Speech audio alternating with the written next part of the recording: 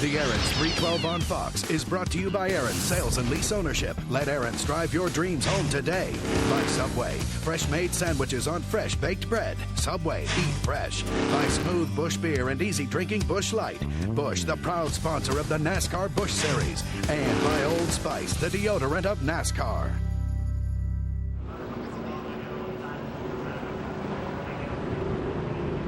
Pace car coming around to put us back under green. You saw and heard the activity under Tim Fedewa's car. Thought he had a broken or loose shock absorber. You know what it is, Mike? When you're out there now by yourself almost, you don't worry about everybody else's car. You only think about your own. And all of a sudden you start to think things are wrong with it. Gauges aren't working right. Motor's giving up. Car not handling good. Shocks falling off.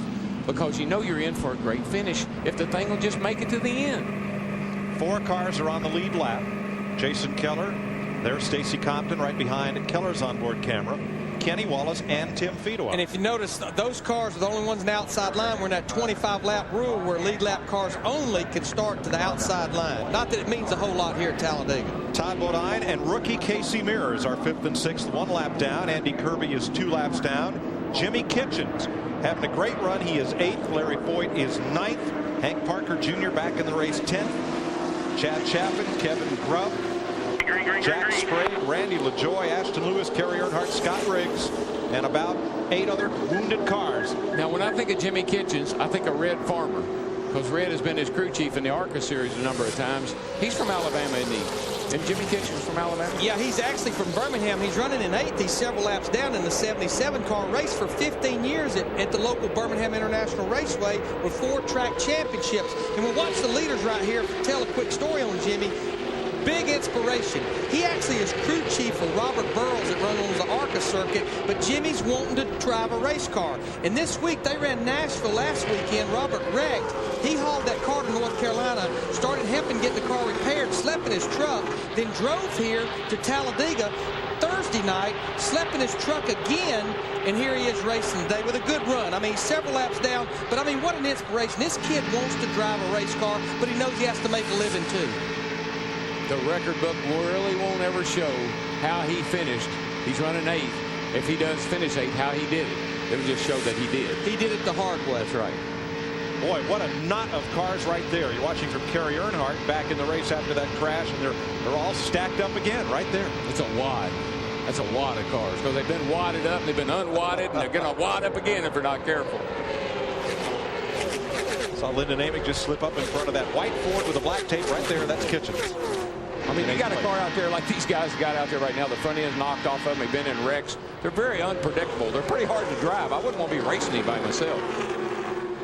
Now, Kenny Wallace did not get a great restart. You see, he is behind Todd Bodine's 1 lap down, number 92. Well, he said he couldn't run with the other 2 guys. He got back there and he's hung up in traffic. These 2 guys may get away from him if he's not careful. Right now, though, Kenny Wallace, he don't need to try to race Todd Bodine. If he gets side by side, those 2 guys are going to get away. He needs to stay right where he's at right now. See if that group lined up. Maybe he can catch him because Compton and Keller are starting to run 2 distinct lines, testing the waters with each other. What Stacy's trying to do is get a run on Jason down the back straightaway. He went up high, diamond the corner off, kind of run down the hill and see if he can get some speed down the back straightaway. Now, the bad news for Stacy Compton, I definitely don't think he can do it to Keller by himself. He needs a little bit of help, Darrell. Well, he's looking around. I think he's playing around looking for a line right now. He diamond that corner, and you see how he closed up down here in 3 and 4.